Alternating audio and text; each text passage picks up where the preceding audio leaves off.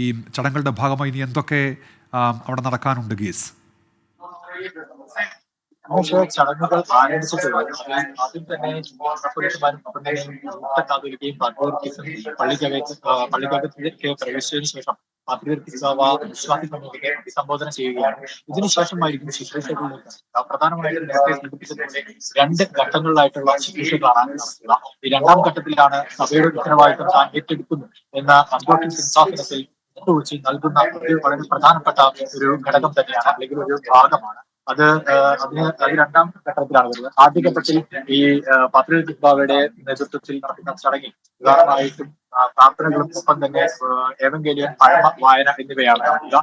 ഇത് ഏകദേശം 2 മണിക്കൂറോളം നീണ്ടു നിൽക്കുന്ന ദൈർഘ്യമുള്ള ശുശ്രൂഷകളാണ്. ഒപ്പം തന്നെ ഉന്മേഷ് സൂചിപ്പിച്ചതുപോലെ ഈ ചടങ്ങിന് സാക്ഷിയാകുവാൻ കേന്ദ്ര സംസ്ഥാന സർക്കാരുകളുടെ പ്രതിനിധികൾ ഇതിനോടകം തന്നെ എത്തിക്കുന്നു. നേരത്തെ വിശിഷ്ടാതിഥിയായി ലെബനൻ പ്രസിഡന്റ് ജനറൽ ജോസഫ് എത്തുമെന്നാണ് അറിയിച്ചിരുന്നെങ്കിലും ഇസ്രായേലിനെ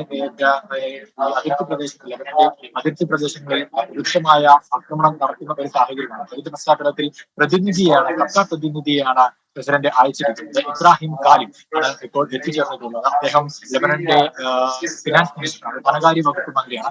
അദ്ദേഹം ഇത് ഊഷ്മളമായി തന്നെ സഭാ നേതൃത്വം സ്വീകരിക്കുന്നു. ഒപ്പം തന്നെ മന്ത്രി പി രാജീവ്, ഒപ്പം കേന്ദ്ര സംഘത്തെ പ്രതിനിധീകരിച്ചുകൊണ്ട് 4 അംഗ സംഘം എത്തിച്ചേർന്നിട്ടുണ്ട്. വി മുരളീധരൻ അടക്കമുള്ള 4 അംഗ സംഘം എത്തിച്ചേർന്നിട്ടുണ്ട്. ഏതായാലും അരമനയ്ക്കകത്ത് വലിയ ഒരു വിശ്വാസി സമൂഹമുണ്ട്. നേരത്തെ രാവിലെ മുതൽ നമ്മൾ പറയുന്നതാണ്, ഒരുപാട് മലയാളികൾ ഈ ചടങ്ങിന് സാക്ഷ്യം വഹിക്കുവാൻ വേണ്ടി കടൽ കടന്ന് ലെബനനിലേക്ക് എത്തിയിട്ടുണ്ട്. അത് സഭ വലിയ ഉണർവോടുകൂടി കാണുന്നുണ്ട്. കാരണം ഒരു ഘട്ടത്തിൽ വലിയ പ്രതിസന്ധികൾ സഭ നേരിട്ടുകൊണ്ടിരിക്കുന്ന സമയത്താണ് ഇത്രയും അധികം ആളുകൾ അല്ലെങ്കിൽ വിശ്വാസികൾ ഈ ഒരു നിർണായകമായിട്ടുള്ള ചടങ്ങിൽ പങ്കെടുക്കുവാൻ വേണ്ടി എത്തിയിട്ടുള്ളത്. ഉന്മേഷ് ഒപ്പം എടുത്തു പറയേണ്ടത്, ഈ ശുശ്രൂഷകൾ എല്ലാം തന്നെ ഏകദേശം 2 മണിക്കൂർ ദൈർഘ്യമുള്ളതാണ്. 2 ഘട്ട ശുശ്രൂഷകളും 2 മണിക്കൂർ ദൈർഘ്യം കൊണ്ടാണ് പൂർത്തിയാവുക. അതിനുശേഷം 30-ാം തീയതി ഇന്ന് ഇവിടെ വാഴിക്കൽ ചടങ്ങ് നടക്കുന്നത്. അതായത് ഇന്ത്യയുടെ കാതോലിക്കയായ ഡോക്ടർ ജോസഫ് മാർ ഗ്രിഗോറിയോസിനെ ബസേലിയോ ജോസഫ് എന്ന നാമത്തിൽ വാഴിക്കുക മാത്രമാണ് ചെയ്യുക. സ്ഥാനാരോഹണം പുത്തൻകുരിശ് പാത്രിയർക്കാ സെന്ററിൽ സഭ ആസ്ഥാനമായ അക്കബായ സഭയുടെ ആസ്ഥാനമായ പുത്തൻകുരിശ് പാത്രിയർക്കാ സെന്ററിൽ എത്തിയതിനു ശേഷമാണ് 30-ാം തീയതിയാണ് പുതുതായി വാഴിക്കപ്പെടുന്ന കാതോലിക്ക ബാവ കേരളത്തിൽ എത്തുന്നത്. കൊച്ചി അന്താരാഷ്ട്ര വിമാനത്താവളത്തിൽ സഭയുടെ നേതൃത്വത്തിൽ വലിയ വരവേൽപ്പും അവിടുന്ന് ഒരു റാലിയായി സഭ ആസ്ഥാനത്തേക്ക് നീങ്ങും. തുടർന്ന് കാലം ചെയ്ത ശ്രേഷ്ഠ ബസേലിയോസ് തോമസ് പ്രഥമൻ ബാവയുടെ കബറിങ്കൽ പുതിയ കാതോലിക്ക ബാവ രൂപം വെക്കും. അതിനുശേഷം അവിടെ സ്വന്തോണ ശുശ്രൂഷ, അതായത് നിയുക്ത കാതോലിക്കയെ, വാഴിക്കപ്പെട്ട കാതോലിക്കയെ സ്ഥാനാരോഹണത്തിനായി ഉയർത്തുന്ന ഒരു ചടങ്ങാണ്. അത് കസേരയിൽ ഇരുത്തിക്കൊണ്ട് മറ്റ് മെത്രാപ്പൊലീത്തമാർ ജനങ്ങൾക്ക് മുന്നിൽ ഉയർത്തി കാണിക്കുന്ന ഒരു ചടങ്ങാണ്.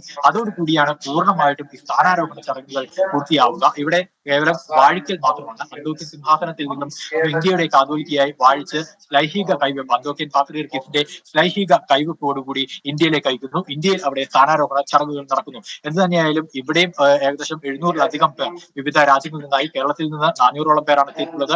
ഒപ്പം അമേരിക്കയിൽ നിന്നും യുഎസിൽ നിന്നും ഗൾഫ് രാജ്യങ്ങളിൽ നിന്നുമായി ഏകദേശം 320-ഓളം പേർ എത്തിയിട്ടുണ്ട്. അങ്ങനെ ഏകദേശം 750-ഓളം പേർ വിശ്വാസികൾ പങ്കെടുക്കുന്ന ഒരു ചടങ്ങാണ്. 1000-ലധികം പേരാണ് മൊത്തം പള്ളിക്കകത്ത് ഇതിനോടകം തന്നെ ഉള്ളത്. എന്ത് തന്നെയായാലും സഭ വളരെ നിർണായകമായ ഘട്ടത്തിലൂടെ കടന്നു പോകുമ്പോൾ വലിയ ഒരു ഉണർവ് അല്ലെങ്കിൽ ആത്മവിശ്വാസം നൽകുന്നുണ്ട്. ഒപ്പം തന്നെ കഴിഞ്ഞ ദിവസം പാത്രിയർക്കീസ് ബാവ തന്നെ 24 ഇക്കാര്യം വ്യക്തമാക്കിയിരുന്നു. സഭയ്ക്ക് ഗ്രിഗോറിയസ് തിരുമേനി അല്ലെങ്കിൽ ഗ്രിഗോറിയസ് മെത്രാപ്പൊലീത്ത പുതിയ അധ്യക്ഷ പദവിയിലേക്ക് എത്തുമ്പോൾ അത് വലിയ ഉണർവ് നൽകും. തനിക്ക് ആത്മീയ സന്തോഷം നൽകുന്ന ഒന്നാണ് ഗ്രിഗോറിയസ് തിരുമേനിയുടെ സ്ഥാനലബ്ധി എന്നത്. അതുകൊണ്ട് തന്നെ വലിയ പ്രതീക്ഷയോടെ വിശ്വാസി സമൂഹവും അക്കബായ സഭയുടെ നേതൃത്വം കാത്തിരിക്കുകയാണ്.